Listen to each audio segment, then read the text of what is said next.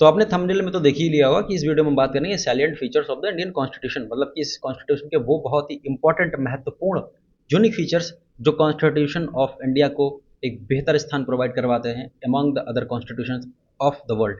तो ये सारे साइलेंट फीचर्स हैं, इनको हम वन बाय वन डिस्कस करेंगे। देखो, इसमें से दो पार्ट में हम डिवाइड कर लेंगे साइलेंट फीचर्स को। कुछ फीचर्स ऐसे हैं जो कि आगे एक चैप्टर खुद में है, जैसे कि फंडामेंटल राइट्स लिखा हुआ है, ये अलग से आगे खुद में चैप्टर है, तो इसको हम यहाँ पर इन डेप्थ नहीं पढ़ेंगे, not necessary, waste of time हो जाएगा। फंडामेंटल ड्यूटीज, डीपीएसपी, ये सब अलग से चैप्टर्स हैं। सिटीजनशिप का अलग से चैप्टर ही है, तो उसको हम वहीं पर इन डेप्थ पढ़ेंगे, अभी हम इन डेप्थ में नहीं पढ़ेंगे। तो हम उन पार्ट को सिर्फ, उन फीचर्स को सिर्फ इन डेप्थ पढ़ेंगे, यहाँ पर थोड़ा सा जाने की कोशिश करेंगे, जो कि आगे चैप्टर की फॉर्म में नहीं है। जो चैप्टर की फॉर्म में है उनको हम वहीं पर इन डेप्थ पढ़ेंगे, उनका सिर्फ ओवरव्यू लेंगे। तो वीडियो में आगे बढ़ने से पहले I would like to request कि आप इस चैनल को सब्सक्राइब जरूर कर दीजिए, जिससे कि हमारा जो कंटेंट है वो आप तक time to time best content पहुंच सके। Thank you. तो सबसे पहला फीचर है सेपरेशन ऑफ पावर। देखो, अपने कॉन्स्टिट्यूशन में यह प्रावधान है कि जो लेजिस्लेचर होगी यानी कि पार्लियामेंट, जो एग्जीक्यूटिव होंगे यानी कि प्रेसिडेंट और प्राइम मिनिस्टर, उनकी काउंसिल ऑफ मिनिस्टर, और जो जुडिशरी होगी, इन तीनों की पावर्स अलग हैं। इसका काम क्या है? कानून को बताना सही है कि गलत है। इसका काम क्या है? कानून को बनाना। इनका काम क्या है? कानून को इम्प्लीमेंट करवाना। तो ये इनकी सबकी पावर्स कॉन्स्टिट्यूशन में अलग अलग डिफाइंड कर दी गई हैं, सेपरेट कर दी गई हैं। अब ऐसा इसलिए किया गया है, मान लीजिए मैं आपको एग्जाम्पल देता हूँ कि आपको मैं सारी पावर्स आज से दे दूं कि आप ही कानून बनाएंगे देश का, आप ही तय करेंगे कानून सही है कि गलत है, आप ही उस कानून को एग्जीक्यूट कराएंगे। वकील, दलील, जो भी होता है सब आप ही हैं। तो फिर कैसा वो बायस्ड हो जाएंगे ना, फिर मतलब कि बहुत ज़्यादा चांसेस बढ़ जाएंगे कि आप बायस्ड हो जाएंगे। इसीलिए कॉन्स्टिट्यूशन मेकर्स को ये बात पता थी, इसीलिए जो डेमोक्रेटिक कंट्रीज होती हैं उनकी जो कॉन्स्टिट्यूंट असेंबली होती है, कॉन्स्टिट्यूशन बनाने वाले लोग अलग अलग इंस्टीट्यूशन में बांट देते हैं पावर्स को, और फिर चेक्स एंड बैलेंसेस को क्रिएट कर देते हैं। चेक्स एंड बैलेंसेस का मतलब क्या हुआ? चेक्स एंड बैलेंसेस का मतलब ये हुआ कि अगर कोई पार्लियामेंट ऐसा कानून बनाती है जो कि कॉन्स्टिट्यूशन की स्पिरिट में नहीं होगा, तो ये सुप्रीम कोर्ट की जिम्मेदारी होगी, जुडिशरी की जिम्मेदारी होगी कि उस कॉन्स्टिट्यूशन को वो डिक्लेयर करें कि नल एंड वाइड, मतलब कि ये फॉलो नहीं हो सकता, दिस इज अनकॉन्स्टिट्यूशनल। इसी तरीके से जुडिशरी अगर कुछ गलत करती है, फॉर एग्जांपल अभी रिसेंटली जस्टिस यशवंत वर्मा के घर पे कुछ चार्जेस लगे थे उनके ऊपर कि वो करप्ट हैं, उनके घर पे कैश पाया गया था कुछ नंबर ऑफ करोड़ में, या फिर कोई और अनकॉन्स्टिट्यूशनल बिहेवियर करता है सुप्रीम कोर्ट का जज या फिर हाई कोर्ट के जजेस, तो फिर ये किसके पास पावर है कि वो उनको हटा सकें? किसके पास पावर है? पार्लियामेंट के पास। तो ये क्या हो गया? चेक एंड बैलेंस हो गया। एग्जीक्यूटिव अगर कोई गलत काम करता है तो उसको कौन ठीक करेगा? ये सुप्रीम कोर्ट ठीक करेगा, हाई कोर्ट ठीक करेगा। फटकार लगाते हैं ना, आपने अक्सर देखा होगा ब्यूरोक्रेसी के लोगों को, हाई कोर्ट में उसकी रील वायरल होती, फटकार लगाते हुए जज ने लगाई फटकार, इस तरीके से। तो वो पूरा ब्यूरोक्रेसी का पार्ट है, मतलब कि जो भी पुलिस है, जो भी मिलिट्री फोर्सेज हैं, जो भी आपका ये अधिकारी हैं सेंट्रल लेवल के, UPSC, IAS, PCS, central services, what ever, president, उसके नीचे पूरा structure, all this is the part of the executive. Prime minister, ये मंत्रालय, मंत्री, ये सब भी एग्जीक्यूटिव का ही पार्ट है, क्योंकि इनका काम क्या है? एडमिनिस्ट्रेशन को करना, गवर्न करना कंट्री को, इसलिए एग्जीक्यूटिव है। तो इनको चेक कौन करेगा? ये चेक करेंगे। और इनको दूसरे तरीके से कौन चेक एंड बैलेंस करेगा? पार्लियामेंट करेगी, कानून बना करके। तो इस तरीके से एक दूसरे को ये इंस्टीट्यूशंस चेक एंड बैलेंस करेंगे। अच्छा, ये सेपरेशन ऑफ पावर का कॉन्सेप्ट किसने दिया था? मॉन्टेस्क्यू ने दिया था। ये पॉलिटिकल साइंस का थोड़ा सा पार्ट है, बट स्टिल मैंने आपको बता दिया, आप याद रखिएगा इसको, मॉन्टेस्क्यू ने दिया था। फिर उसके अलावा जब दूसरा फीचर है साइलेंट फीचर, ट्रांजिशन, मतलब कि फेडरल से यूनिटरी फॉर्म में कन्वर्ट हो जाना कॉन्स्टिट्यूशन। देखो, इमरजेंसी का जो पूरा चैप्टर है वो हम आगे चैप्टर है उसमें पढ़ेंगे। यहाँ पे मैं आपको बेसिक आइडिया देता हूँ कि ऐसा होता है जैसे कि नेशनल इमरजेंसी लगती है, या फिर स्टेट इमरजेंसी लगती है, जिसको प्रेसिडेंट रूल भी बोलते हैं हम, राष्ट्रपति शासन हिंदी में, या फिर फाइनेंशियल इमरजेंसी भी अपने कॉन्स्टिट्यूशन में प्रावधान है आर्टिकल नंबर 360 में। हालांकि वो आज तक लगाई नहीं गई है, क्योंकि सरकारें लगाना नहीं चाहती, वो नहीं चाहती कि हमारी सरकार बदनाम हो जाए कि इनके शासन में फाइनेंशियल इमरजेंसी लगी थी, तो पब्लिक ओपिनियन थोड़ा सा खिलाफ हो जाता है, इसलिए। Anyways, we don't have to get into that. Here the point is transition को समझना। बेसिकली क्या होता है कि जब इमरजेंसी लगा दी जाती है, चाहे वो प्रेसिडेंट इमरजेंसी लगाए, मतलब कि राष्ट्रपति शासन वाली हो, या फिर जो 352 आर्टिकल के अंतर्गत लगती है नेशनल इमरजेंसी, मतलब कि कहीं से हमारा युद्ध हो गया, पाकिस्तान, चाइना या बांग्लादेश, किसी भी देश से, कहीं से भी कॉन्फ्लिक्ट हुआ, सरकार ने अगर राष्ट्रीय नेशनल इमरजेंसी लगा दी, तो फिर उस कंडीशन में, या फिर फाइनेंशियल इमरजेंसी की भी कंडीशन में, जो सरकार केंद्र में होती है, जो सेंटर पे जो पार्लियामेंट लेजिस्लेचर है, जो सेंटर पे काउंसिल ऑफ मिनिस्टर है, जो प्राइम मिनिस्टर, उनके प्रेसिडेंट, ये एग्जीक्यूटिव और लेजिस्लेचर दोनों पावर्स ट्रांसफर हो जाती हैं स्टेट से सेंटर के पास। मतलब कि अब यहाँ पर किसी स्टेट में मान लीजिए, फॉर एग्जांपल उल्टा एरो हो गया, मान लीजिए तमिलनाडु है, कल को तमिलनाडु में प्रेसिडेंट रूल लगा दिया गया, तो यहाँ पर लेजिस्लेचर का मतलब कानून बनाने का काम कौन देखेगा? यहाँ पर जो केंद्र सरकार है वो देखेगी, ठीक है, मतलब कि पार्लियामेंट कानून बनाएगी। यहाँ पर एग्जीक्यूटिव एडमिनिस्ट्रेशन कौन करेगा? ये प्रेसिडेंट करेगा यहाँ का, मतलब कि इस भारत का राष्ट्रपति यहाँ का फिर एग्जीक्यूशन का काम करेगा थ्रू गवर्नर या फिर थ्रू किसी स्टेट में एलजी, किसी यूटी में एलजी होता है, तो जो भी होता है एलजी या फिर गवर्नर, उसके साथ मिल करके प्रेसिडेंट अपने हिसाब से उसको एडमिनिस्टर करेगा। तो ये क्या हुआ कि बेसिकली नॉर्मल सर्कमस्टांसेस में स्टेट चल रहा था फेडरल प्रोविजंस पे, मतलब कि सरकार अपनी थी, स्टेट की सरकार का लेजिस्लेचर थी, बट जब इमरजेंसी लग गई, राष्ट्रपति शासन लग गया, तो सिस्टम बदल गया। अब वहाँ पर केंद्र सरकार या फिर सेंटर की डोमिनेंस हो गई, तो that is the transition, federal से यूनिटरी हो जाना। इसी तरीके से फाइनेंशियल इमरजेंसी में भी हो सकता है। इसी तरीके से जो नेशनल इमरजेंसी होती है, मान लीजिए हमारा कल को पाकिस्तान से युद्ध हो गया फॉर एग्जांपल, यहाँ राजस्थान के बॉर्डर पे, तो राजस्थान नॉर्मली क्या होगा, वहाँ की सरकार होगी, वहाँ की लेजिस्लेचर होगी, वो अपना काम करते रहेंगे। बट जब यहाँ पर नेशनल इमरजेंसी लगा दी जाएगी पाकिस्तान से युद्ध होने के कारण इस एरिया में, अच्छा सरकार के पास पावर होती है किसी एक स्टेट में, किसी एक स्टेट के पार्ट में, पूरे देश में, जहाँ चाहे जब उतनी इमरजेंसी लगा सकते हैं वो। हालांकि वो सुप्रीम कोर्ट उसको देख सकता है सही है कि गलत है, एनीवेज वो लगाने की उनके पास पावर होती है। फिर नॉर्मल सर्कमस्टांसेस में मान लीजिए राजस्थान की सरकार सही से काम कर रही है, बट मान लीजिए इमरजेंसी लग गई ऑन द ग्राउंड कि पाकिस्तान के साथ युद्ध हो गया, तो अब ये राजस्थान की सरकार कौन देखेगा? प्रेसिडेंट के अंतर्गत आ जाएगी। वहाँ जो गवर्नर होगा सेंटर पे, स्टेट में, उसको प्रेसिडेंट डायरेक्ट करेगा कि भैया ऐसा ऐसा है, ये सारी एडमिनिस्ट्रेशन इस तरीके से करना है। जो वहाँ के लिए लॉज बनाने हैं वो उसके जो स्टेट है वो उसका सारा काम कौन देगा? स्टेट लेजिस्लेचर का काम कौन देखेगा? पार्लियामेंट काम देखेगी। तो ये होता है ट्रांजिशन हो जाना फेडरल से unitary in the case of emergencies. इस तरीके को इससे पहले भी मैं वीडियो में आपको समझा चुका हूँ कि फेडरल और यूनिटी में डिफरेंस क्या होता है, वो उसको जरूर देखना आपको, आई होप कि आपने देखा होगा।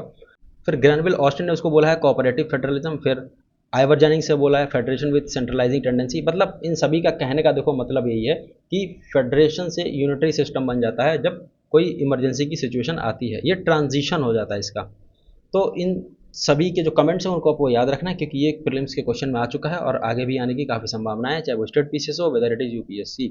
तो उसके बाद next feature is judiciary independent, impartial and integrated होगी। तीन वर्ड है इसमें, इंडिपेंडेंट, इंटीग्रेटेड, इम्पार्शियल, इसको समझ लेते हैं। देखो इंडिपेंडेंट इसलिए ज़रूरी है, इंडिपेंडेंट का मतलब तो आप समझते ही होंगे कि मतलब कि आज़ाद हो, उसके ऊपर कोई फोर्सफुली उसको कुछ डिसीजन अपना ना मनवा सके। तो वो सुप्रीम कोर्ट का काम है कि हाईएस्ट कोर्ट ऑफ अपील की तरह काम करना, मतलब कि district court, high court, supreme court जो फाइनली अपील सुनता है जो भी केसेस आते हैं उसके पास में, फाइनल अपील आप वहीं कर सकते हैं।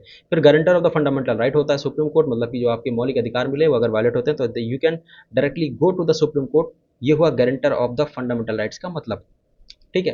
अब फिर उसके अलावा एक ड्यूटी सुप्रीम कोर्ट को ये भी दी गई है कि आप कॉन्स्टिट्यूशन को गार्ड करेंगे, मतलब कि आप रक्षा करेंगे संविधान की, कोई भी, चाहे वो लेजिस्लेचर यानी कि पार्लियामेंट हो, चाहे वो स्टेट की लेजिस्लेचर हो, चाहे वो कोई अधिकारी हो, ब्यूरोक्रेसी हो, एग्जीक्यूटिव, वट एवर, अगर कोई कॉन्स्टिट्यूशन का वायलेशन करता है तो ये आपकी जिम्मेदारी है कि उसको आप सजा दें, आप कॉन्स्टिट्यूशन को गार्ड करेंगे। तो इतनी सारी जिम्मेदारियां जिसके ऊपर दी गई हैं उसका इंडिपेंडेंट रहना भी तो ज़रूरी है, इसलिए इंडिपेंडेंट जुडिशरी का प्रावधान किया गया अपने देश में।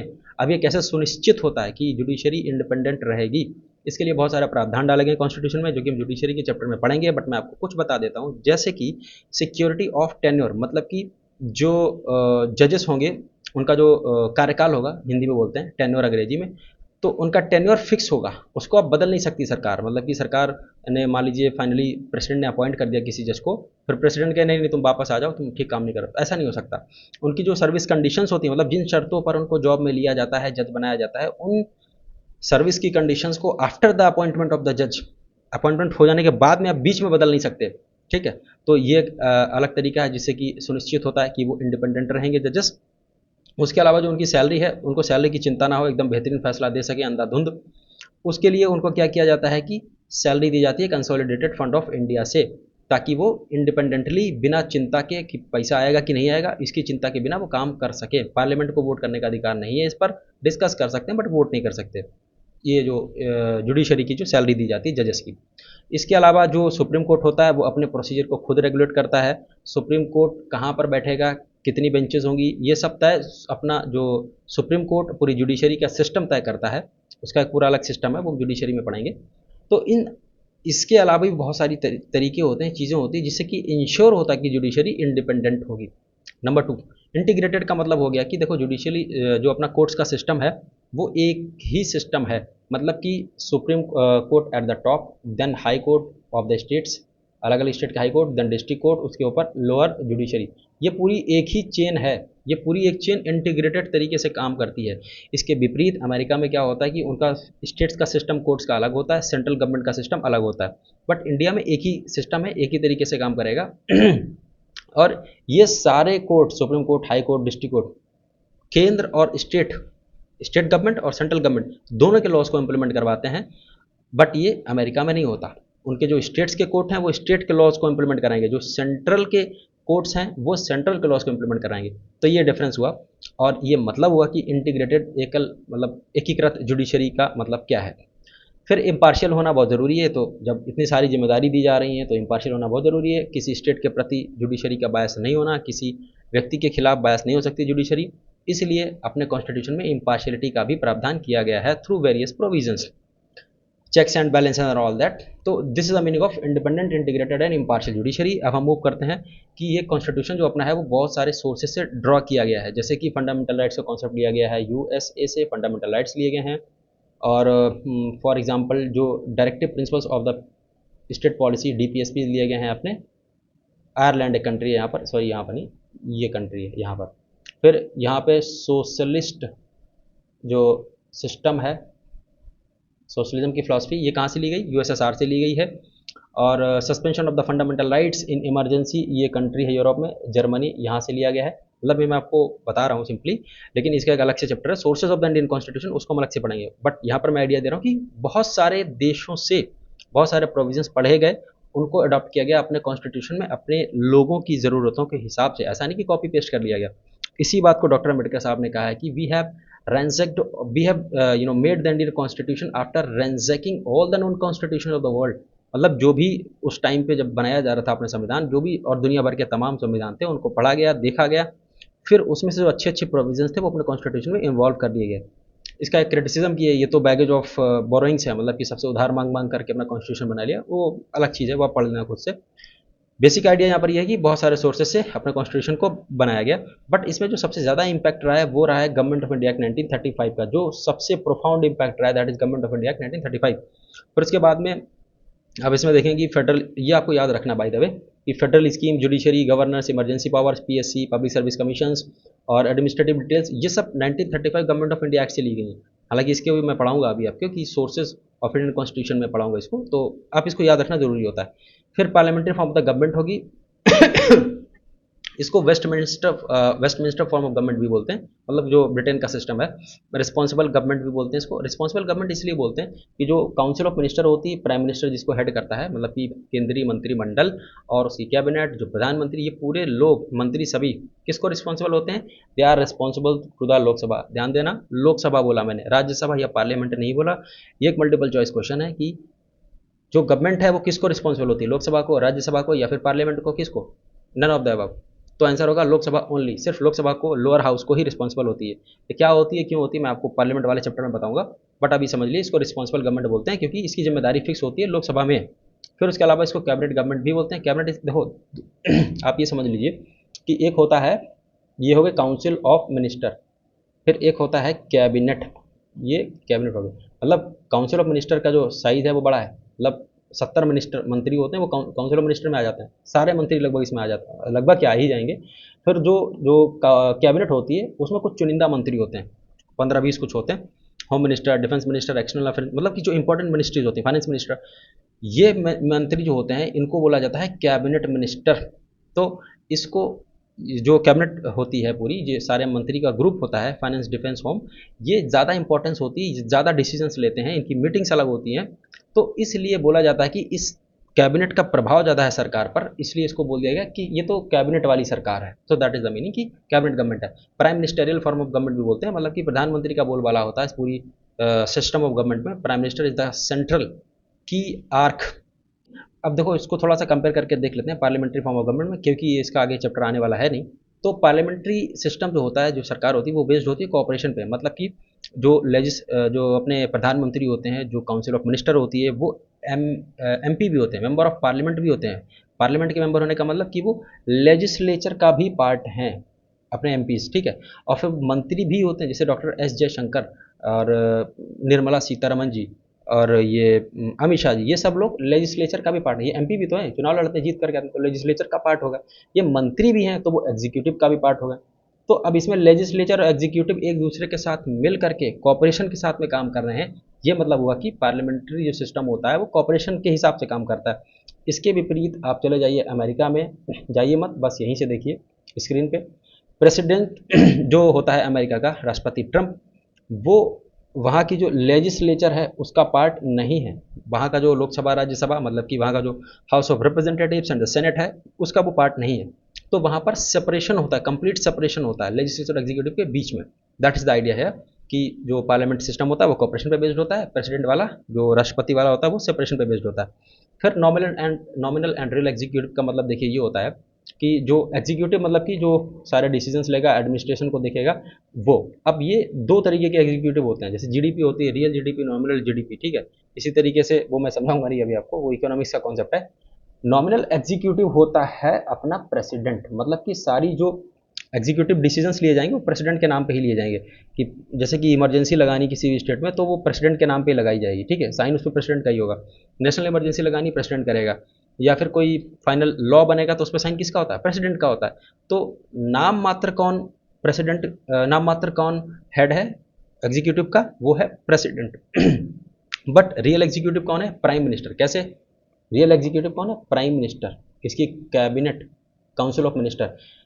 प्राइम मिनिस्टर कैसे रियल एग्जीक्यूटिव है, देखो सारी जो लॉज बनाता है वो कौन बनाता है, प्राइम मिनिस्टर, उसके जो कैबिनेट मंत्री सब लोग होते हैं, उसकी पार्टी होती, ये लोग तय करते हैं ना कि हम कौन सा कानून अब लेकर के आएंगे, इस सत्र में ये वाला कानून बनाएंगे, वो वाला कानून बनाएंगे। तो रियल में पावर किसके पास है, वो प्राइम मिनिस्टर के पास है।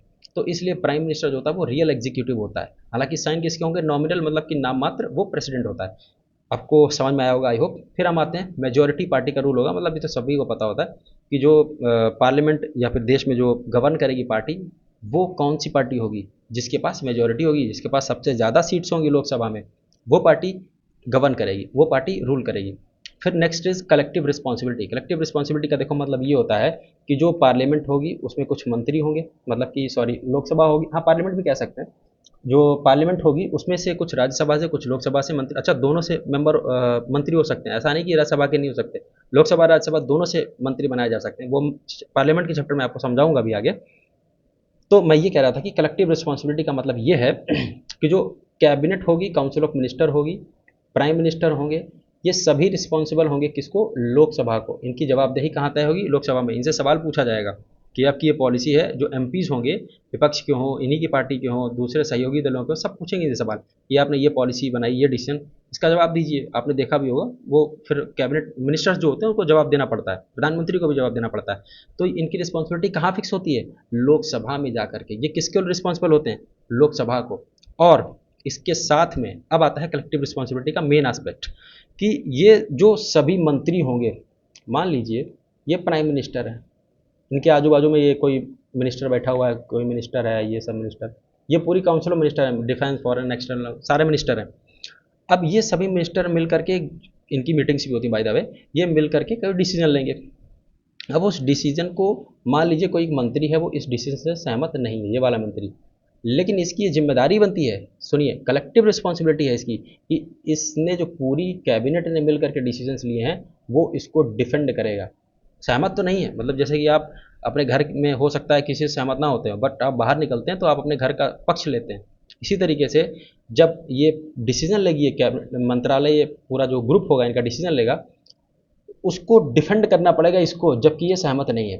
अगर सहमत नहीं है और डिफेंड भी नहीं कर रहा है तो फिर इसको रिजाइन करना पड़ेगा। प्रधानमंत्री बोल सकता है कि इनको हटाओ। That's idea. अच्छा इसका एक एग्जांपल भी है, जब डॉक्टर अंबेडकर साहब जो हैं वो नेहरू जी की कैबिनेट में थे, तो हिंदू कोड बिल जब आया था उस पर वो डिसएग्री थे कि उनका कहना था कि सबको इंक्लूड करो। फिर मतलब कॉन्फ्लिक्ट में हम नहीं जा रहे हैं, फिलहाल उन्होंने असहमति थी उनकी और उन्होंने रिजाइन कर दिया था, क्योंकि वो कह रहे थे हम नहीं डिफेंड करेंगे इसको बाहर। सो दैट इज आइडिया कि कलेक्टिव रिस्पॉन्सिबिलिटी भी होती है सभी की, उस कानून, उस डिसीजन को डिफेंड करने की, जो कैबिनेट का डिसीजन है उसको डिफेंड करने की जिम्मेदारी सभी की होती है। फिर अब आ जाइए, लेजिस्लेचर की मेंबरशिप होती है, जैसे कि मैंने बताया कि अपने देश में जो प्रधानमंत्री होते हैं, जो मंत्री होते हैं, वो सब लेजिस्लेचर का भी पार्ट होते हैं, मतलब कि पार्लियामेंट का भी पार्ट होते हैं, वो चुने जाते हैं। अमेरिका का प्रेसिडेंट लेजिस्लेचर का पार्ट नहीं होता है। That is the idea. उसके अलावा dissolution of the lower house, मतलब इसका ये हुआ, देखिए सिंपल शब्दों में, कि प्रधानमंत्री चाहे, उसकी कैबिनेट चाहे, प्रधानमंत्री बेसिकली वो प्रेसिडेंट को रिकमेंड कर सकते हैं कि आप लोकसभा को लोअर हाउस मतलब लोकसभा को आप डिसॉल्व कर दीजिए। मतलब कि जो चुनी गई है पूरी पार्लियामेंट में, जो पूरे चुनाव हुआ है केंद्र सरकार का, सरकार का नहीं, मतलब कि जो पार्लियामेंट के लिए जो चुनाव हुए हैं लोकसभा के लिए, उसको आप रद्द कर दीजिए। ये कौन रिकमेंड कर सकता है? Prime minister to the president. और फिर से नए चुनाव कराए जाएंगे। ये हुआ इसका मतलब डिसोल्यूशन ऑफ लोकसभा। ये इंडिया में पार्लियामेंट में प्राइम मिनिस्टर कर सकता है, बट प्रेसिडेंट ऑफ यूएसए इस चीज़ को नहीं कर सकता, वो उनका कंप्लीट सेपरेशन होता है। So that is the idea. But इसमें एक चीज़ मैं ऐड कर दूँ, वो आगे भी बताऊँगा फिलहाल, कि जो प्राइम मिनिस्टर होता है, मान लीजिए उसकी सरकार गिरने वाली, उसको पता चल गया कि अब हम मेजोरिटी मेरे पास नहीं बची है, फिर वो अगर रिकमेंड कर दे कि प्रेसिडेंट को कि लोकसभा को आप रद्द कर दीजिए, अब फिर से चुनाव करवा दीजिए, ऐसा नहीं हो सकता। बेसिकली प्रेसिडेंट के पास डिस्क्रिशनरी पावर होती है कि प्रेसिडेंट को ये कॉन्स्टिट्यूशनल मोरालिटी ये कहती है कि प्रेसिडेंट जो है वो एक्सप्लोर करेगा इस पॉसिबिलिटी को कि अगर कोई प्राइम मिनिस्टर कह रहा है कि लोकसभा को डिसॉल्व कर दो, वो कर सकता है, नो डाउट। बट अगर उसने मेजोरिटी खो दी है, फिर वो कह रहा है, तो प्रेसिडेंट को सोचना पड़ेगा कि भैया ये तो मेजोरिटी खो चुका है, ये तो अपना फ़ायदा देख रहा है, लोकसभा को भंग कर दो, फिर से चुनाव होंगे, शायद हम जीत के आ जाएंगे। बट अगर कोई और प्रधानमंत्री बनने की क्षमता रखता है, वो मेजोरिटी का सपोर्ट हासिल कर सकता है लोकसभा में, फ्लोर टेस्ट में पास हो सकता है, तो वो उसको अपॉइंट कर सकता है president as the prime minister. That is the idea यार कि डिसोल्यूशन ऑफ लोकसभा क्या है। फिर नेक्स्ट सिस्टम है synthesis of parliamentary sovereignty and judicial supremacy. Parliamentary sovereignty जैसे कि मैं पहले भी बता चुका हूँ, मतलब कि जो पार्लियामेंट होगी ब्रिटेन की फॉर एग्जांपल, वो सुप्रीम है। Final interpreter of the law कौन है? ब्रिटेन में पार्लियामेंट है।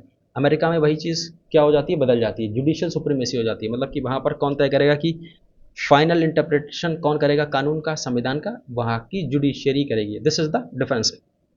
अब देखिए कॉन्सेप्ट आता है जुडिशियल रिव्यू का।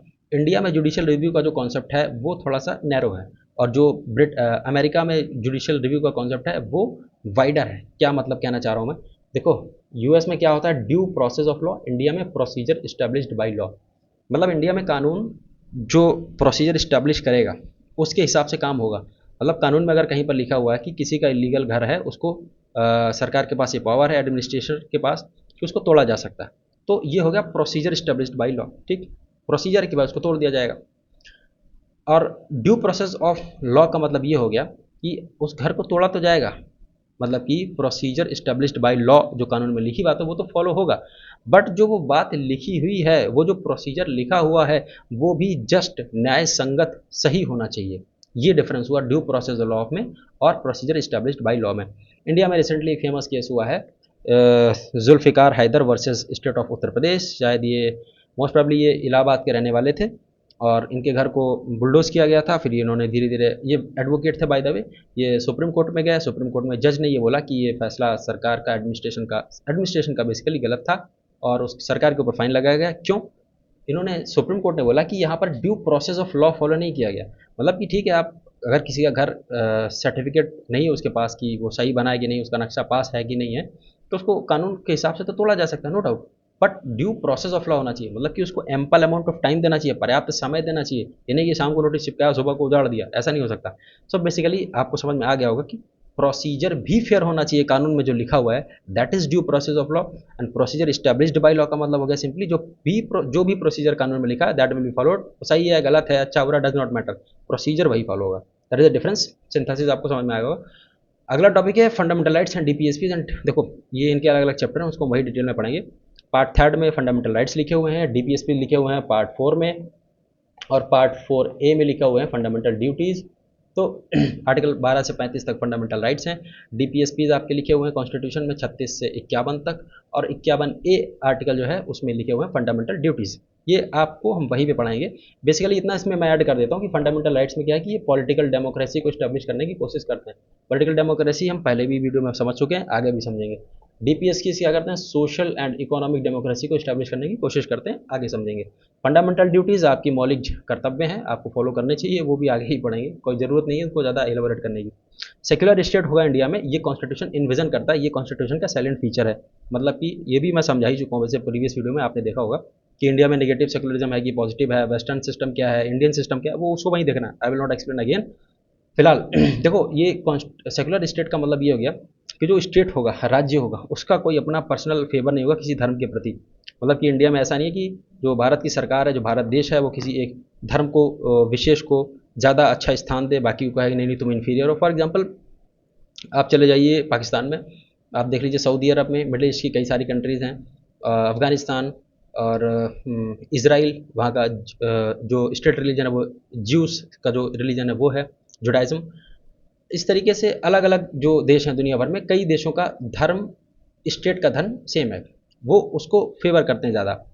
तो इंडिया में ऐसा सिस्टम नहीं है। इंडिया का कॉन्स्टिट्यूशन ये कहता है नहीं, हम सबको बराबर समर्थन करेंगे, वी लव एवरीबडी, हम सभी के साथ भाईचारे से रहेंगे, प्रेम मोहब्बत से, कोई लड़ाई झगड़ा करने की जरूरत नहीं है, सभी का धर्म सभी को रिस्पेक्ट मिलेगी, सबका साथ सबका विकास होगा। ये सेकुलरिज्म का कॉन्सेप्ट इंडियन कॉन्स्टिट्यूशन जो है वो कहता है, रिटर्न में तो कहता है फिलहाल। ठीक है। इम्प्लिसिट एक्सप्लिसिट का मतलब ये समझ लीजिए कि 42nd कॉन्स्टिट्यूशनल अमेंडमेंट एक्ट 1976 में कॉन्स्टिट्यूशन जो था उसको अमेंड किया गया था, इंदिरा गांधी जी की सरकार थी। उसमें प्रियम्बल ऑफ जो इंडियन कॉन्स्टिट्यूशन है उसमें सेकुलर शब्द को जोड़ा गया था। उससे पहले जो सेकुलर शब्द था वो कॉन्स्टिट्यूशन में कहीं पर नहीं लिखा हुआ था। तो ये 42nd कॉन्स्टिट्यूशनल अमेंडमेंट एक्ट के जरिए जोड़ा गया था। इसको हम पहले भी चर्चा कर चुके हैं इस पर। फिर आर्टिकल 25 से लेकर के 28 तक जो फंडामेंटल राइट्स हैं आपके, उसमें right to freedom of religion group of right है। उसमें ये 25 से आर्टिकल तक 28 तक आर्टिकल लिखे हुए हैं। उसमें आप अपने धर्म को पालन कर सकते हैं, अपने धर्म का प्रचार प्रसार कर सकते हैं, ये आपको आज़ादी, आपका हक है। फिर प्रियम्बल में ये सब ऐड किया गया, ऑलरेडी मैं आपको बता चुका हूँ। फिर आर्टिकल 14 में लिखा हुआ कि place of birth, caste, religion, sex, race, इन सब के बेसिस पर डिफरेंस नहीं होगा। तो उसमें से एक शब्द क्या है, रिलीजन। तो धर्म के नाम पर आपके साथ भेदभाव नहीं किया जाएगा, तो आर्टिकल 14 में लिखा है। 15 में सिमिलर बात लिखी हुई है। 16 में यह है कि जो स्टेट होगा जब वो एम्प्लॉयमेंट देगा, मतलब कि सरकार जब एम्प्लॉयमेंट देगी, वो आपको धर्म के नाम पर और बहुत सारे प्रोविजंस हैं, उनकी बेसिस पे आपके साथ डिस्क्रिमिनेशन नहीं करेगी। फिर आ जाइए आर्टिकल नंबर 29 एंड 30 में, इसको जो माइनॉरिटीज़ हैं उनको कल्चरल एंड एजुकेशनल राइट्स मिले हुए हैं, वो उसको अपने हिसाब से, इसको फंडामेंटल राइट्स में ही पढ़ेंगे, अभी छोड़ दो, कोई मतलब नहीं है। मतलब कि बेसिकली कहने का मतलब यहाँ पर ये है कि सेकुलर स्टेट इस्टेब्लिश करता है अपना कॉन्स्टिट्यूशन, इन सभी चीज़ों को ध्यान में रखते हुए। अच्छा, ये दो चीज़ें बची, इनको समझा देता हूँ। यूसीसी देखो, आर्टिकल नंबर 44 डीपीएसपीज में लिखा हुआ है। डीपीएसपीज क्या है उनको आगे पढ़ेंगे। नीति निर्देश हैं, उन नीति निर्देशों में एक आर्टिकल है, आर्टिकल नंबर 44, उसमें लिखा हुआ है कि सरकार के ये दायित्व है, जिम्मेदारी है कि धीरे धीरे सरकार ऐसी कोशिश करे, ऐसा माहौल बनाए कि जो सिविल कोड है जो देश का, मतलब कि जो अभी क्या होता है कि अलग अलग धर्म में अलग अलग तरीके से शादी कैसे होगी, डाइवोर्स कैसे होगा, सक्सेशन कैसे होगा, प्रॉपर्टी के राइट्स कैसे मिलेंगे, किस बच्चों को मिलेंगे, ज़्यादा मिलेंगे, कम मिलेंगे, ये अलग अलग है हर धर्म का। हिंदुज़म, इस्लाम, क्रिश्चियनिटी, इवन हिंदुज़म के अंदर भी अलग अलग तरीके हैं, इस्लाम में भी अलग अलग तरीके हैं, अलग अलग लोग मत फॉलो करते हैं। तो इन सभी को धीरे धीरे सरकार की जिम्मेदारी है कि उसको यूनिफॉर्म करने की कोशिश करें। जैसे कि क्रिमिनल लॉ अपना सेम है, आपने अगर मर्डर किया 302 आपके ऊपर लगेगी, ठीक है, हर व्यक्ति के ऊपर लगेगी, आपका कोई जाति हो, धर्म हो, क्षेत्र, भाषा, लिंग, डज नॉट मैटर। इसी तरीके से सरकार, मतलब कि संविधान में प्रोविजन है कि यूसीसी लाए सरकार, मतलब कि यूनिफॉर्म सिविल कोड करने की कोशिश करे, दैट इज द आइडिया है। फिर उसके अलावा वेस्टर्न इंडियन सेकुलरिज्म को मैं पहले समझा चुका हूँ, I will not gate into that. फिर यूनिवर्सल एडल्ट फ्रेंचाइजी, मतलब कि 18 साल या उससे ज़्यादा के जो भी भारत के नागरिक हैं, उन सभी का अधिकार है कि वो वोट कर सकते हैं अपनी चॉइस के अनुसार, जो भी उनको ठीक लगता है उसको। फिर ये हमेशा से अच्छा ऐसा नहीं था, जब कॉन्स्टिट्यूशन असेंबली इसको डिसाइड कर रही थी तो उन्होंने फाइनली डिबेट एंड डिस्कशन करने के बाद में 21 साल की उम्र को ऐसा चुना कि कोई जो भी व्यक्ति 21 साल का हो जाएगा और उससे ज़्यादा का फिर हो जाएगा, फिर उसको वोट का राइट होगा। मतलब कि 26 जनवरी 1950 से लेकर के 1989 जब ये नया प्रोविज़न डाला गया, उसके बाद में 18 किया गया, 1950 से लेकर के 89 तक, 89 तक 21 साल के लोग ही वोट कर सकते थे, उससे पहले 18 के नहीं कर सकते थे। फिर ये 1989 में कॉन्स्टिट्यूशन को अमेंड किया गया 61st कॉन्स्टिट्यूशनल अमेंडमेंट एक्ट के द्वारा, फिर 18 कर दी गई, उस एज को रिड्यूस कर दिया गया। अच्छा, इसमें एक बात को याद रखना ज़रूरी है कि अपना जब कॉन्स्टिट्यूशन बनाया गया, नो डाउट उसमें यूनिवर्सल एडल्ट फ्रेंचाइजी का प्रावधान किया गया। आर्टिकल नंबर 326 यहाँ पर लिखा नहीं है, 326 में ये प्रावधान डाला गया आर्टिकल नंबर, कि जो सभी भारत के नागरिक हैं सभी को हक होगा वोटिंग का, महिला हो, पुरुष हो, या फिर किसी एक विशेष धर्म का हो, दूसरे धर्म का हो, किसी जाति का हो, किसी क्षेत्र का हो, डज नॉट मैटर। मतलब कि यूनिवर्सल राइट मिला, सभी को मिला। बट ये बाकी दूसरे देशों में जब वो आज़ाद हुए थे ऐसा नहीं था। अमेरिका का कॉन्स्टिट्यूशन 1789 1789 में लागू किया गया था, 76 में बनाया गया था, बट वहाँ पर ब्लैक्स को, वहाँ पर वुमेन को राइट टू वोट नहीं था जब उनका संविधान लागू किया गया था। बहुत समय के बाद महिलाओं को 133 साल के बाद में, और ब्लैक्स को भी काफ़ी समय के बाद, मार्टिन लूथर किंग जूनियर ने, अगर आपने पढ़ा होगा तो आपको पता होगा, एक व्यक्ति थे मार्टिन लूथर किंग जूनियर, उन्होंने एक पूरा प्रोटेस्ट किया, उसके बाद में फिर उनको राइट्स मिले। इसी तरीके से फ्रांस में, इसी तरीके से ब्रिटेन में महिलाओं को अलग अलग तरीके से स्लेब्स को कहीं कहीं पर राइट्स नहीं दिए जाते थे, बट इंडिया के कॉन्स्टिट्यूशन मेकर्स ने ऐसा नहीं किया। जब देश आज़ाद हुआ, संविधान लिखा गया तो सबको बराबरी का अधिकार मिला, सबको राइट टू वोट मिला। So that is unique aspect of our constitution, we must be proud of it. अच्छा, आगे बढ़ने से पहले मैं आपसे एक रिक्वेस्ट करूंगा, आप इस चैनल को सब्सक्राइब जरूर कर लीजिए, ताकि मेरे जो भी वीडियोज़ हैं, जो भी लेक्चर्स हैं, आपको टाइम टू टाइम पहुंचते रहें। That will be benefiting you.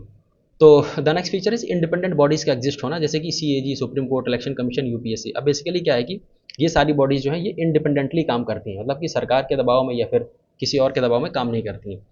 अब इनका इंडिपेंडेंट होना देखो बहुत ज़रूरी है। जैसे कि मान लीजिए इलेक्शन कमीशन, अगर इलेक्शन कमीशन इंडिपेंडेंट नहीं होगा तो फिर लोकतंत्र तो मतलब कि फिर क्या ही लोकतंत्र बचेगा। मतलब लोकतंत्र का मतलब सिर्फ चुनाव नहीं होता, बहुत सारी चीज़ें होती हैं। वोट हो गया, राइट टू वोट हो गया, liberty, life, fundamental rights, duties, बहुत सारी चीज़ें हैं। लोकतंत्र बहुत बड़ी चीज़ है, बट उसकी एक आस्पेक्ट है चुनाव का होना। और चुनाव निष्पक्ष हो, ये किसकी जिम्मेदारी है? इलेक्शन कमीशन की। इलेक्शन कमीशन इंडिपेंडेंट होना चाहिए, उसका अपॉइंटमेंट इंडिपेंडेंट तरीके से होना चाहिए, निष्पक्ष तरीके से वो काम कर सके। सो कॉन्स्टिट्यूशन ने ऐसा प्रावधान किया कि जो इलेक्शन कमीशन है वो लिखा हुआ है कि वो इंडिपेंडेंट रहेगा। फिर यूपीएससी की तरफ आ जाते हैं। ये एक सेंट्रल रिक्रूटिंग बॉडी है सेंट्रल गवर्नमेंट के लिए, इसका भी इंडिपेंडेंट रहना जरूरी है। सरकार ऐसा ना करे कि किसी के प्रति बायस हो जाए, सरकार कहेगी कि नीले कलर के दिखने वाले लोग ही कल से जो है वो सेंट्रल सर्विसेज में जा सकते हैं, पीले कलर के दिखने वाले सिर्फ आईएएस बन सकते हैं, ऐसा ना हो। इसलिए इस बॉडी को ये पावर दी गई है कि ये रिक्रूट करेंगे सेंट्रल गवर्नमेंट के बिहाफ पे, और इसको इंडिपेंडेंस दी गई है। कैसे दी गई है ये बताता हूँ। फिर सीएजी और सुप्रीम कोर्ट। सीएजी क्या होता है, समझ लीजिए कि ये जो सेंट्रल गवर्नमेंट और स्टेट गवर्नमेंट और बहुत सारी सरकारी कंपनियां, इनका जो अकाउंट्स का काम होता है कि मतलब कि ये पैसा जो है वो जो आ रहा है, जो जा रहा है, वो सही तरीके से आ रहा है, उसमें कानून का पालन हो रहा है कि नहीं हो रहा है। इनके अलग अलग चैप्टर्स हैं सबके, हमको सबको पढ़ेंगे, बट यहाँ पर बेसिक आइडिया समझिए। वो काम किसका है कि सभी को चेक करना कि कॉन्स्टिट्यूशन फॉलो हो रहा है नहीं हो रहा है, इन सभी चीज़ों में। That is of the CAG, accounts के रिगार्डिंग। फिर सुप्रीम कोर्ट का काम है कि भाई इस कानून को देखना, एग्जीक्यूटिव डिसीजंस को देखना कि वो सही से पालन हो रहा है कि नहीं हो रहा है। That is the job of the supreme court. फिर ये सब कैसे इंश्योर होता है? इन सभी बॉडीज़ में अपॉइंट होने वाले जो लोग हैं उनकी सैलरी कहाँ से आएगी? कंसोलिडेटेड फंड ऑफ इंडिया से। कंसोलिडेटेड फंड ऑफ इंडिया क्या होता है वो हम आगे बताएंगे आपको, एक पूरा चैप्टर है इसके रिगार्डिंग। फिर एक चैप्टर का पार्ट है फिक्स्ड, मतलब ऐसे समझिए कि ऐसा अकाउंट है जो सरकार का मेन अकाउंट है, जहाँ पे पैसा आता है। सरकार की ज़्यादातर इनकम जो होती है वो यहीं पर आती है, और जो ज़्यादातर खर्चा होता है वो सरकार यहीं से करती है। एक तरीके का एक अकाउंट है सरकार के नाम का। फिर फिक्स्ड सर्विस कंडीशंस होती हैं, मतलब कि इनमें जो अपॉइंट किए जाने वाले लोग हैं उनकी जो सर्विस कंडीशन है, जो शर्तें हैं, वो फिक्स्ड होती हैं। ऐसा नहीं है कि आज अपॉइंट करने से पहले कुछ और शर्तें थी, अपॉइंट करने के बाद में शर्त बदल दी जाएगी, तो फिर भाई वो इंडिपेंडेंटली कैसे काम करेगा? आज बोला कि हम आपको कुछ नहीं बोलेंगे, जो आप इंडिपेंडेंटली चाहे फैसला दीजिए, सुप्रीम कोर्ट के जज को बोला। कल को जब अपॉइंट हो गया, फैसला गलत आपके पक्ष में नहीं आया, सरकार फॉर एग्जाम्पल उसके पक्ष में नहीं आया, तो सरकार कह देगी नहीं नहीं अब हम कंडीशन बदल देंगे, आपको हमारी बात माननी पड़ेगी। तो ऐसा नहीं हो सकता, ये ऐसा प्रावधान संविधान में है और ऐसा फॉलो भी होता है। फिर सिक्योरिटी ऑफ टेन्योर, मतलब कि इनका जो टेन्योर होता है सुप्रीम कोर्ट के जजेस का, यूपीएससी का, इलेक्शन कमीशन का, ये सिक्योर होगा। ऐसा नहीं सरकार ने बोला हम 3 साल के लिए अपॉइंट करते हैं या 5 साल के लिए करते हैं, उसके बाद में सरकार कहे नहीं नहीं आप तो ठीक काम नहीं कर रहे हैं, आपको हटा देते हैं, नहीं कर सकती सरकार। ये सिक्योरिटी ऑफ टेन्योर का मतलब है। फिर इसी कॉन्टेक्स्ट में ये बोला गया है कि जो ये चारों बॉडीज़ हैं, खास करके बहुत सारी देखिए बॉडीज़ हैं और भी इंडिपेंडेंट बॉडीज़ होती हैं, ऐसा नहीं कि सिर्फ यही है, बट ये कॉन्स्टिट्यूशनल इंडिपेंडेंट बॉडीज़ है, मतलब ये कॉन्स्टिट्यूशन के द्वारा क्रिएट की गई बॉडीज़ हैं, संविधान में इनका जिक्र है। और ये जो है चारों मिलकर के बलवर्क ऑफ द कॉन्स्टिट्यूशन कहलाती है, मतलब कि defence wall of the constitution है, मतलब कि कॉन्स्टिट्यूशन को डिफेंड करती है ये चारों institution, supreme court, election commission, UPSC, CAG, ये चारों डिफेंड करते हैं कॉन्स्टिट्यूशन को। That is the meaning of bulwark of the constitution. कैसे करते हैं? जब आप इनके रिगार्डिंग प्रोविजंस पढ़ते रहेंगे आगे आगे, मतलब ये सुनिश्चित कराते हैं इंडिपेंडेंट इलेक्शंस होते रहें, यूपीएससी अच्छे लोगों को रिक्रूट करे, मेरिट के बेस पर रिक्रूट करे, ठीक है। और ये वॉच डॉग होता है of the accounts of the central government, state government, सरकारी कंपनी। सुप्रीम कोर्ट तय करता है संविधान फॉलो हो रहा है कि नहीं हो रहा है, मतलब कि इसको जज करता है। इस तरीके से ये बलवर्क डिफेंस वॉल का काम करते हैं। तो इसको अभी तक यहीं पर रखते हैं, नेक्स्ट वीडियो में देखेंगे इसका पार्ट 2। सो मिलते हैं नेक्स्ट वीडियो में। Thank you for being here.